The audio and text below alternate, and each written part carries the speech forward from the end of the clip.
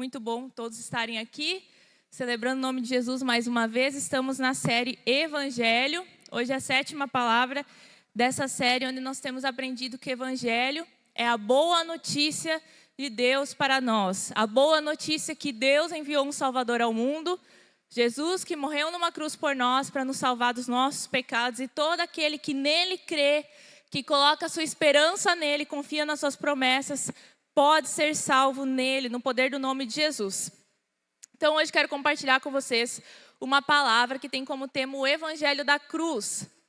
Nós vamos estudar o texto que está em Marcos 10, 35 a 45, você pode acompanhar pela tela. Lá diz assim: Depois Tiago e João, filho de Zebedeu, chegaram perto de Jesus e disseram: Mestre, queremos lhe pedir um favor.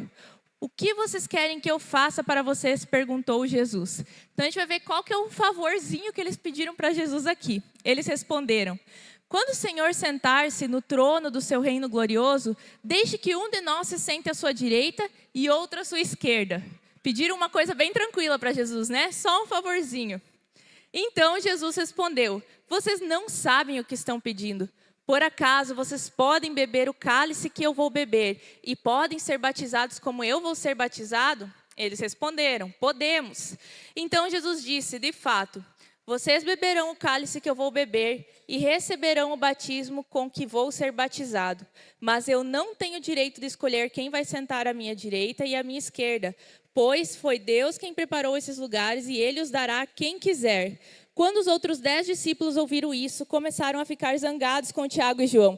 Eles não ficaram zangados com Tiago e João porque Tiago e João tinham feito um pedido irracional, um pedido que eles acharam demais. Eles ficaram bravos com Tiago e João porque o pedido deles, eles chegaram antes para pedir para Jesus do que eles mesmos, né? Porque todo mundo queria um lugar ao lado de Jesus. Todos os discípulos tinham a mesma competição de querer estar perto de Jesus.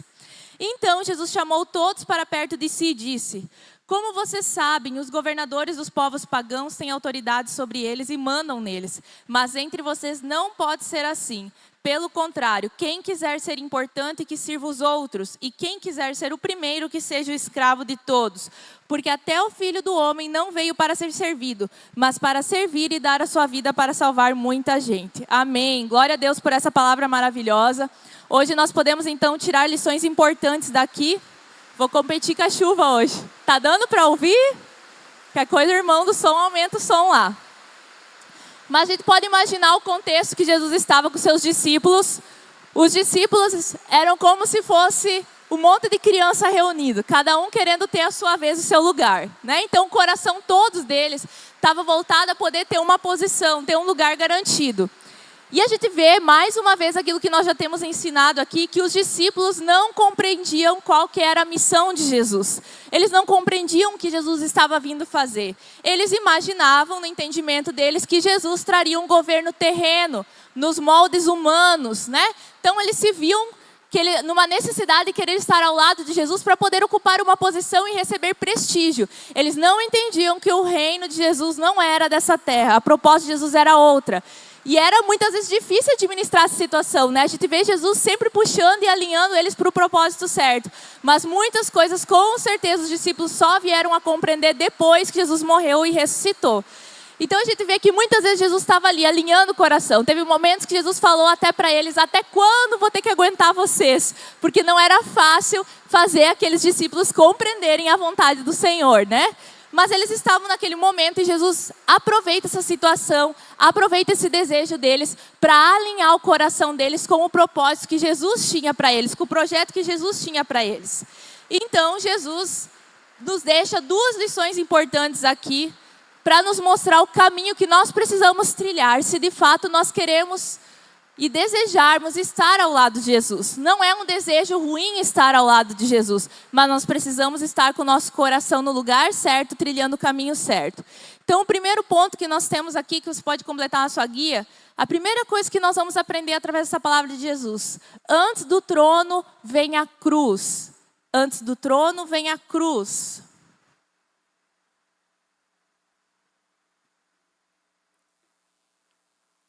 Quando os discípulos fazem aquela pergunta para Jesus, Jesus imediatamente mostra para eles qual é o caminho que eles precisariam trilhar se eles desejassem reinar junto com Cristo. Ele fala sobre beber o cálice. O que significa isso? Se você vai lembrar lá no momento que Jesus estava orando no Getsemane antes de ser crucificado, ele ora pedindo: Senhor, Pai, se for possível, passa de mim esse cálice. Ou seja, o sofrimento, toda a dor, toda a acusação injusta que ele receberia, toda aquela aflição física que ele receberia. Ele ora dessa forma, mas ele aceita a vontade de Deus. Esse cálice que Jesus iria passar, Jesus diz: vocês precisam estar dispostos também a beber do mesmo cálice que eu vou beber. E outra coisa que Jesus frisa aqui: vocês precisam estar dispostos a receber o mesmo batismo que eu vou receber. Não era o batismo de João Batista, que eles já tinham passado pelo batismo de arrependimento, mas era o batismo que tinha significado de morte. Quando nós aprendemos sobre batismo, a gente fala sobre morrer para a sua vida e viver uma nova vida com Deus. Então Jesus estava dizendo: eu vou morrer e vocês têm que estar prontos para morrer também. E de fato, mesmo que aqueles discípulos falaram: sim, nós vamos, sem entender nada, Jesus confirma que eles iriam passar sim por essa situação. Eles iriam beber do cálice e eles iriam sim passar pelo batismo que ele iria passar, mesmo que os discípulos não tivessem compreensão disso. Tiago, por exemplo, que é um dos discípulos que faz esse questionamento a Jesus, foi o primeiro mártir que morreu, por amor a Jesus na igreja, o primeiro apóstolo a ser morto por amar a Jesus, por pregar a Jesus. Então, de fato, ele bebeu do cálice e ele participou do batismo de Jesus. E o segundo discípulo aqui, João se trata do João que escreveu o Apocalipse, aquele que foi preso e exilado na ilha de Patmos. Então, de fato, ele viveu o sofrimento, o afastamento da família, numa região onde ele ficou preso e sofreu. A Bíblia não nos fala como foi a morte dele, mas pela história da igreja, nos estudos, a gente compreende que João ele faleceu provavelmente de causas naturais, velhice mesmo. Mas, de fato, João também pagou um preço por estar firme com Jesus, por defender a causa do Evangelho. Então Jesus estava afirmando que o caminho para chegar até o trono seria um caminho de sacrifícios, beber do cálice e participar do mesmo batismo. E nós sabemos qual foi o sacrifício que Jesus fez. Foi o sacrifício de cruz, a cruz que ele carregou por nós. Em outro momento nós vamos observar também que Jesus faz a mesma questão. Jesus então chama todos nós e nos convida para viver essa realidade. Em Lucas 9:23, você pode acompanhar na tela, lá está escrito assim: Jesus dizia a todos: se alguém quiser acompanhar-me, negue-se a si mesmo, tome diariamente a sua cruz e siga-me. O que significa tomar a sua cruz? É lógico que nós não vamos tomar a cruz de Jesus no sentido de morrer por nossos pecados, porque não adiantaria nada. Para morrer numa cruz para salvar dos pecados, teria que ser uma pessoa pura e santa, e nós não somos. Mas Jesus está falando aqui a respeito de uma cruz que todos nós temos que carregar, cada um individualmente a sua cruz. O que seria essa cruz? A nossa missão particular com Deus, de sacrifício e renúncia. Assim como Jesus renunciou a si mesmo, deixou a sua glória, deixou o seu status de Deus, desceu até a terra, deixou sua posição de Deus no céu, mas desceu à terra como Deus e homem e veio mostrar o caminho de Jesus, o caminho de Deus para nós. Ele mesmo, em Filipenses 2, que abriu mão de toda a sua glória, nos mostra que é necessário para chegar ao trono e à glória ter um caminho de sacrifício. Então esse caminho de cruz é um caminho de convite a todos aqueles que querem ser seguidores de Jesus. Jesus fez isso e nos mostrou então esse trajeto. Então não tem como nós realizarmos a vontade de Jesus sem carregarmos a nossa cruz. Cada um de nós tem uma medida de sacrifício que terá que fazer. Nem todos terão que fazer os mesmos tipos de renúncia, mas todos terão que fazer alguma renúncia em sua caminhada com Deus. Porque a nossa vida nessa terra não cabe dentro do propósito de Deus. Os moldes dessa terra, a cultura dessa terra, a vida pecaminosa não se adequa a uma vida do evangelho verdadeiro. Então algumas pessoas terão que abrir mão de relacionamentos, renunciar a ambientes, renunciar a práticas, sacrificar costumes, sacrificar pensamentos, para que possa tomar a sua cruz e se adequar àquilo que Jesus tem para nós.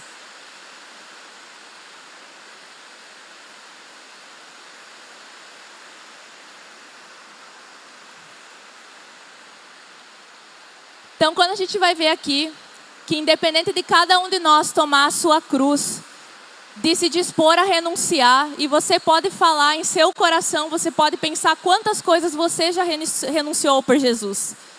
nesse momento, todos nós, independente da missão que temos que carregar, todos temos o mesmo destino. O destino é a glória de Deus. A diferença é o que nos traça em cada caminho. Então a gente percebe nesse recado de Jesus para nós duas coisas importantes para a pessoa que deseja então tomar a sua cruz. Primeira coisa, negue-se a si mesmo. Você não vai conseguir trilhar o caminho da cruz se você não negar a si mesmo. Enquanto você ficar buscando suas ambições pessoais, procurando manter-se seguro, protegido, proteger sua reputação ou até mesmo ter controle sobre sua vida, você não vai conseguir tomar a sua cruz. Para tomar a sua cruz, muitas vezes você vai ter que renunciar o seu conforto, a sua segurança. Quem sabe você vai ter que lidar com constrangimento. Quem sabe você vai ter que lidar com pessoas da sua família não aceitando o seu posicionamento, até mesmo reprovando a sua conduta, ironizando. Terá que viver observando que alguns amigos, alguns relacionamentos que você tinha, que você pensava que eram verdadeiros, na verdade não suportaram carregar a cruz junto com você. E deixaram você no caminho com a sua cruz. Amizades que não eram de fato amizades que Deus separou para você.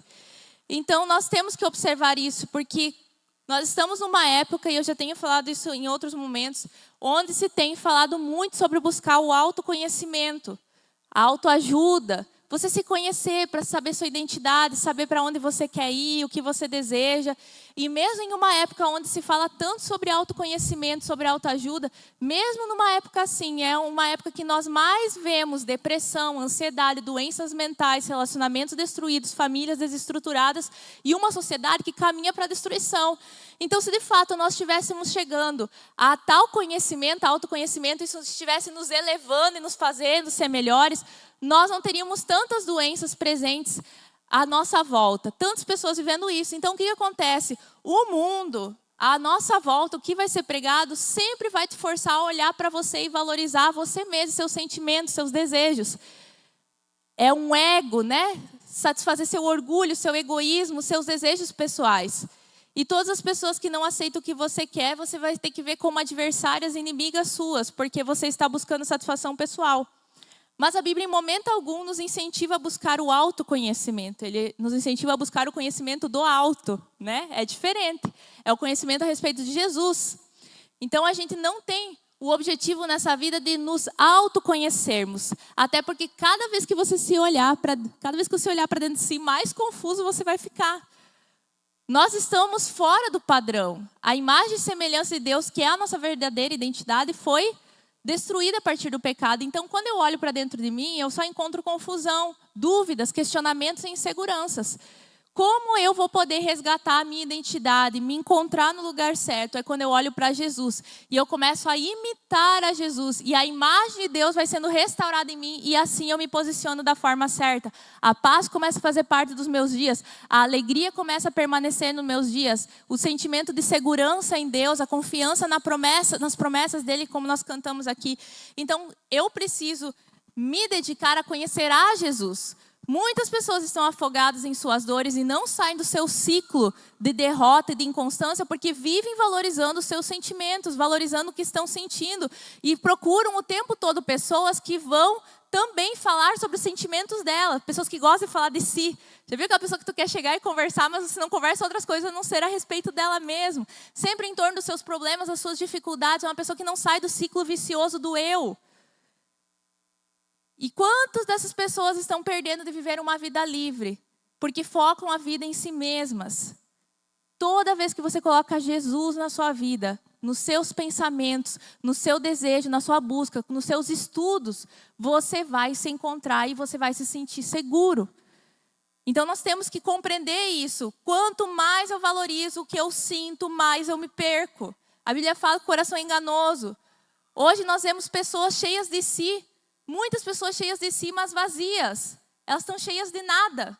Elas não sabem para onde elas estão indo. São pessoas vazias. Como é ruim quando a gente tem que se relacionar, conversar com alguém, ter um tempo com uma pessoa vazia. Além de não acrescentar nada, às vezes ela te suga ainda, né? Porque como ela é vazia, ela tem que sugar o que você tem. Né? No mundo eles falam, a energia positiva ou negativa, né? A gente sabe que não é assim. Existe uma realidade espiritual, existem pessoas que são pesadas.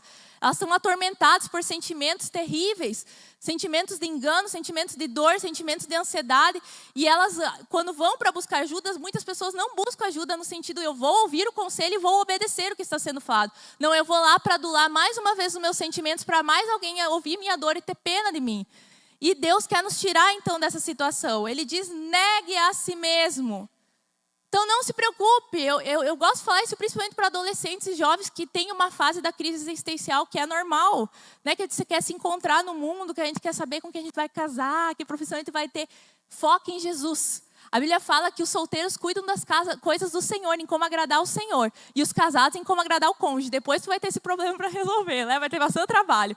Mas quem é solteiro é tempo de cuidar das coisas do Senhor. Quando você se encontra, vou te dizer, o teu cônjuge, teu futuro namorado, namorada, marido, vai se encaixar ao teu propósito.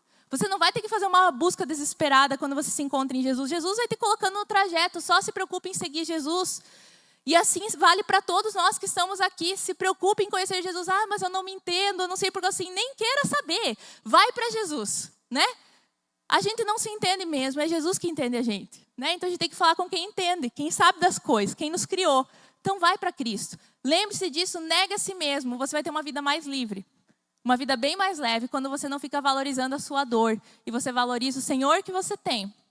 E a segunda questão importante para quem deseja levar a sua cruz e seguir a Jesus é que precisa fazer isso diariamente. Diariamente. Então, às vezes a gente está acostumado, falei isso na outra pregação, de viver a boa notícia, o evangelho no dia da conversão e esquece que existe um processo diário. Ou despreza o cotidiano, a rotina que nos faz crescer, as coisas simples da vida. Aqui Jesus vem falar que não é uma renúncia que tu fez lá atrás quando aceitou Jesus e cortou alguns vínculos e mudou algum comportamento. Aqui Jesus diz que todo dia você tem renúncias a fazer.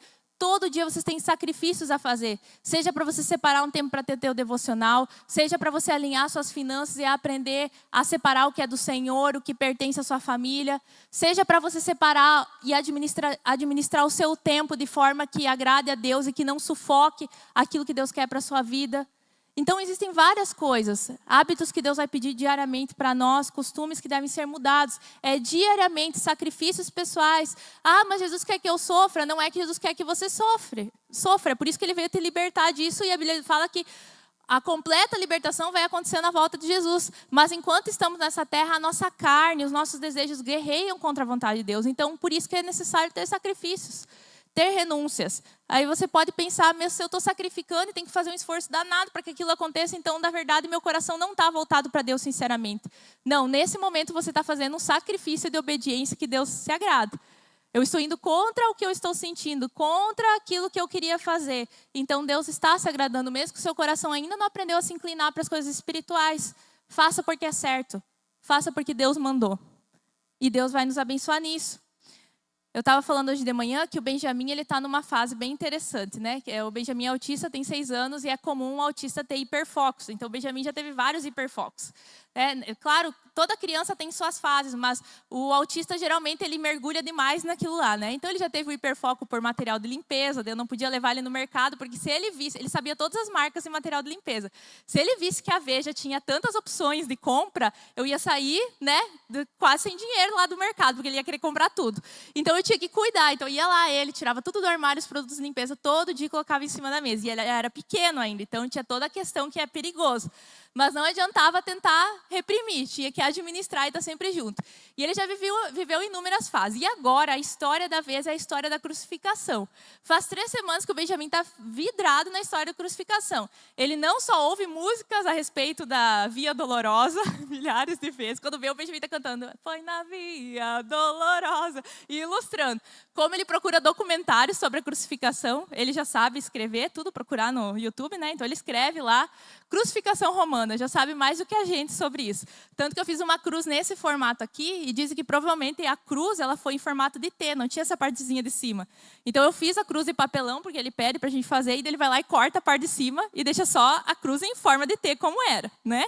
E daí eu tenho que botar os elásticos para ele conseguir botar nos braços e ele crucifica todo mundo. Ele crucifica ele, daí ele me chama para martelar ele na cruz.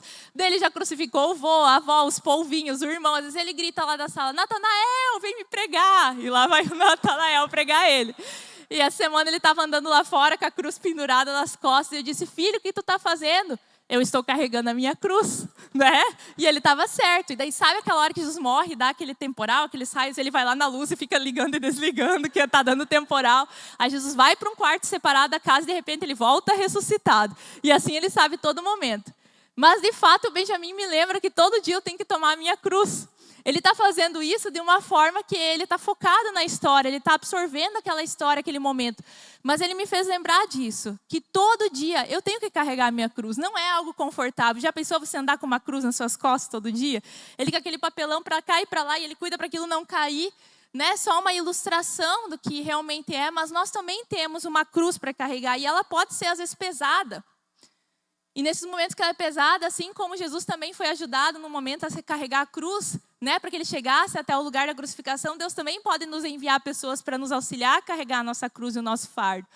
Mas todos nós somos chamados a carregar alguma cruz. Então, sim, o evangelho tem um preço e tem um custo, o verdadeiro evangelho da cruz.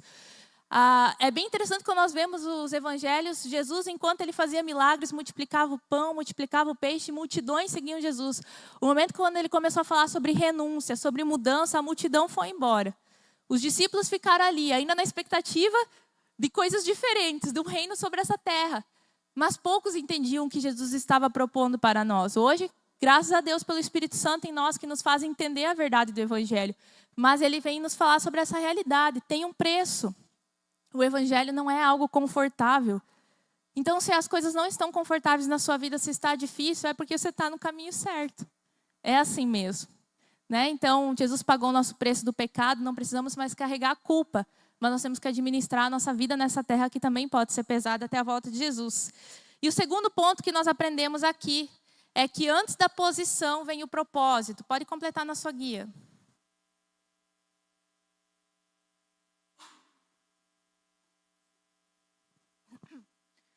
Então, antes da posição de honra, de glória, o trono, vem o propósito.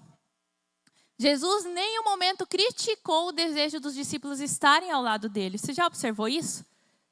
Ele falou que era uma coisa difícil que eles estavam pedindo e que não competia a ele, né, falar para quem que ia sentar, competia ao Pai.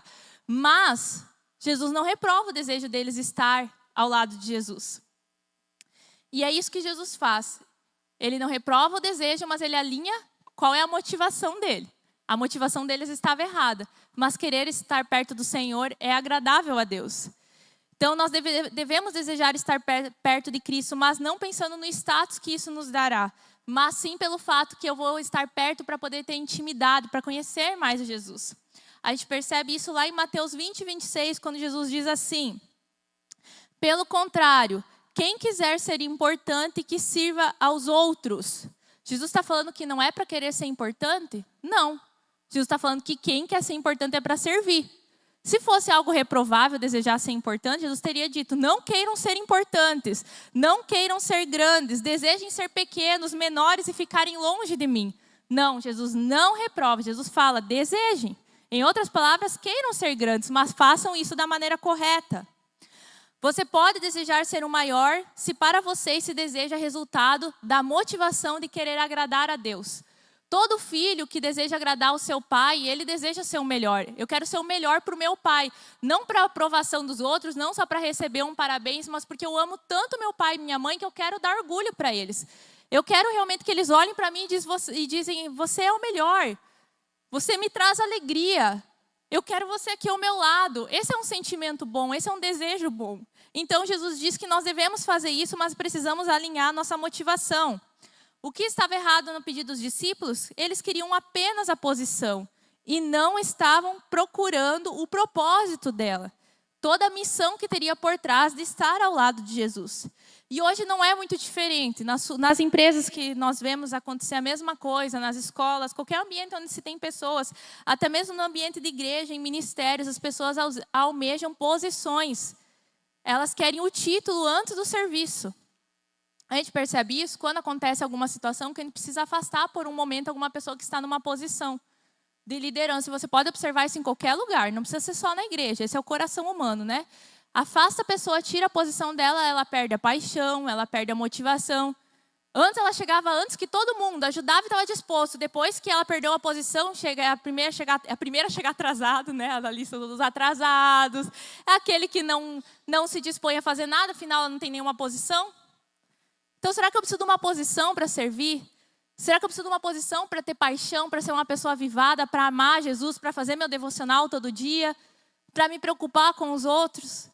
Jesus estava falando aqui que antes da posição vem o propósito, vem a missão que nós temos. Então, nós não devemos nos preocupar com a posição, não devemos nos apegar à posição, mas nos apegar à nossa missão particular que Jesus tem para nós.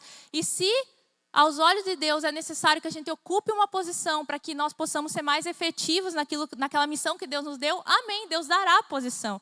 E nós devemos fazer isso com muito temor e tremor. E não achando, eu tenho vários privilégios e vantagens. Tem pessoas, infelizmente, que quando chegam na posição, daí que se acomodam. Né? A posição, ela vem com privilégios. Sim, existem privilégios. Tem que ter, né? Porque senão o fardo é muito grande para carregar. Tem que ter um pouco de privilégio. Mas vem com inúmeras responsabilidades bem pesadas. Com renúncias que muitas vezes uma pessoa que não está em certa posição nem pensa em passar. E nem vê. Renúncias, às vezes, de relacionamento, de tipos de ambiente que se frequentam. De tipo de hábito que uma pessoa que não tem posição ou não tem uma missão específica não precisa se preocupar em ter. Então, existem os deveres e existem as responsabilidades. Eu devo me preparar para a missão que Deus tem para mim e não focar na posição, naquele benefício que eu vou ter depois.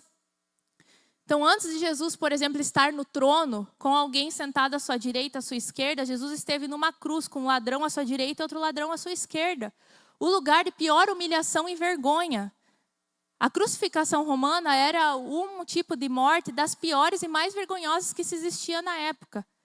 Se você for pesquisar, eu aprendi ouvindo os documentários do Benjamin. Hoje existem pessoas em religiões pagãs que tentam experimentar a crucificação e se flagelar, como Jesus passou, mas claro, para eles é uma adoração a demônios. E muitos deles não aguentam um minuto sob a cruz, né? Sem nem metade do sofrimento que Jesus passou.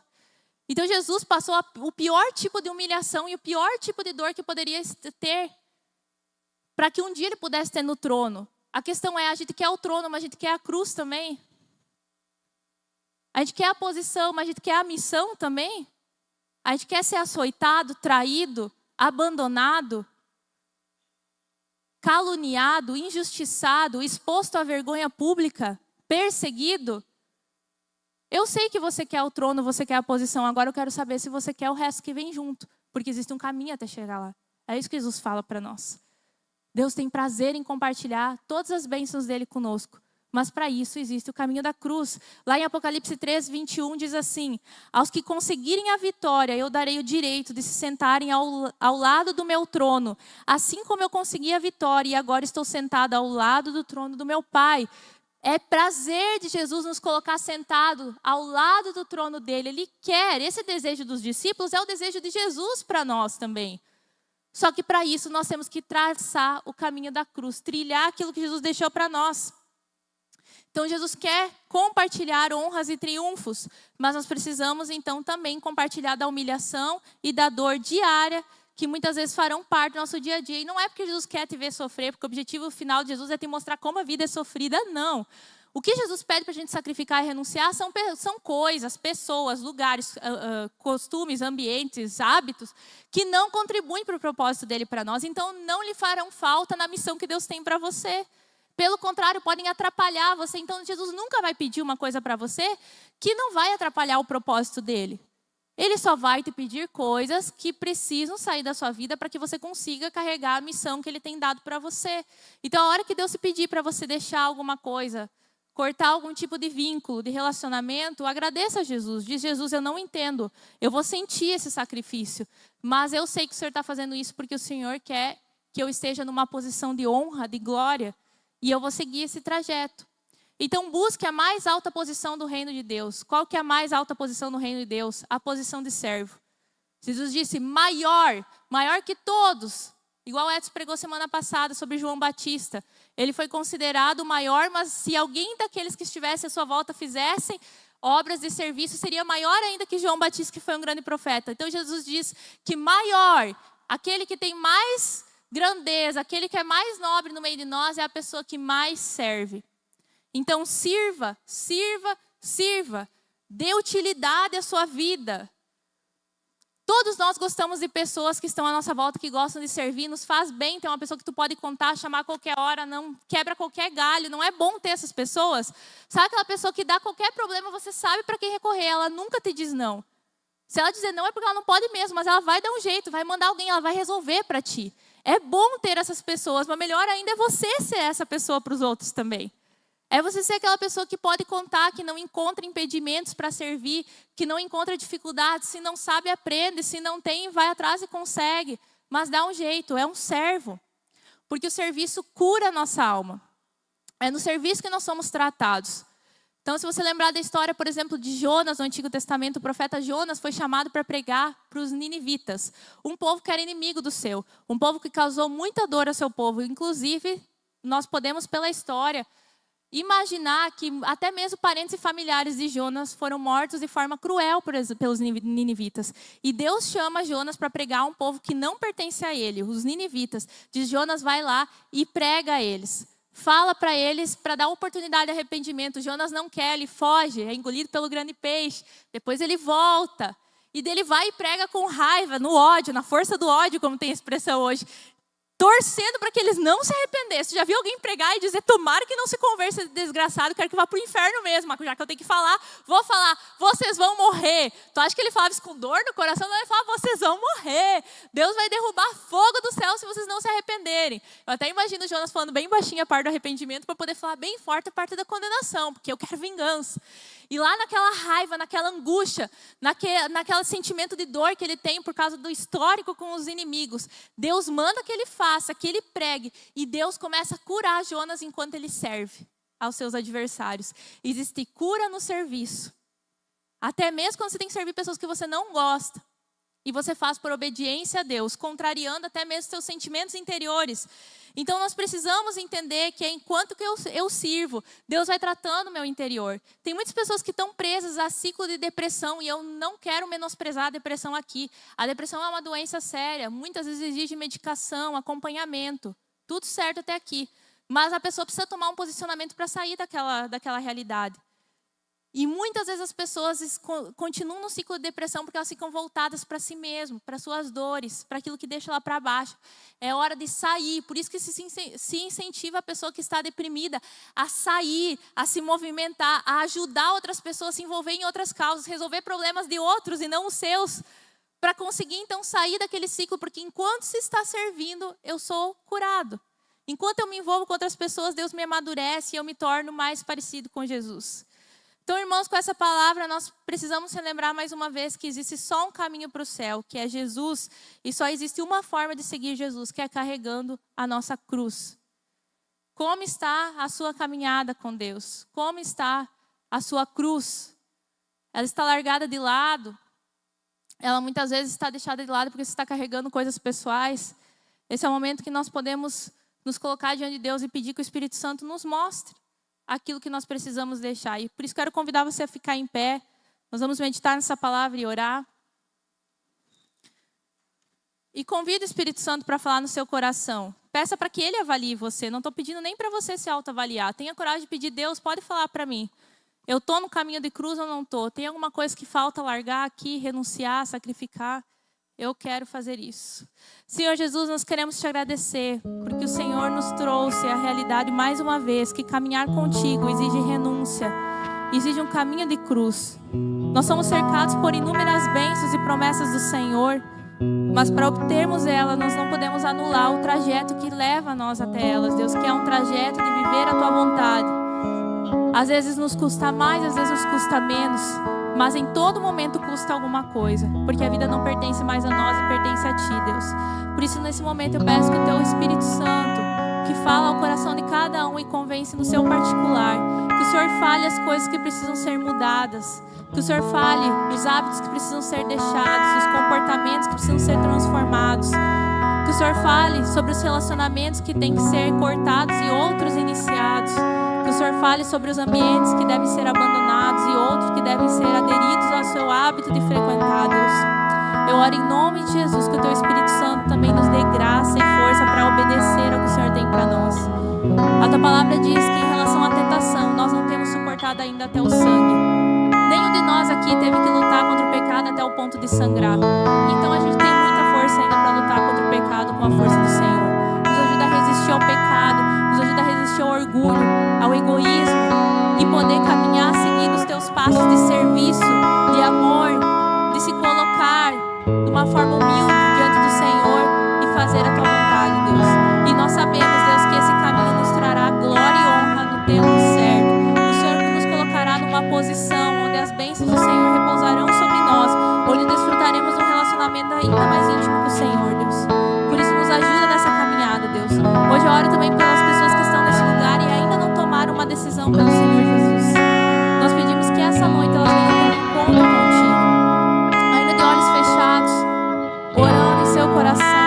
Eu gostaria de convidar, se tem alguma pessoa que precisa tomar uma decisão por Jesus, dizer: eu entendi hoje que eu preciso de Jesus, a minha vida tem sido muito centrada em mim mesmo, eu me sinto muitas vezes deprimido porque Jesus ainda não está no centro da minha vida, e eu quero que Jesus tire todo o sentimento de culpa da minha vida e que Deus me faça uma nova pessoa, porque eu preciso de uma nova história.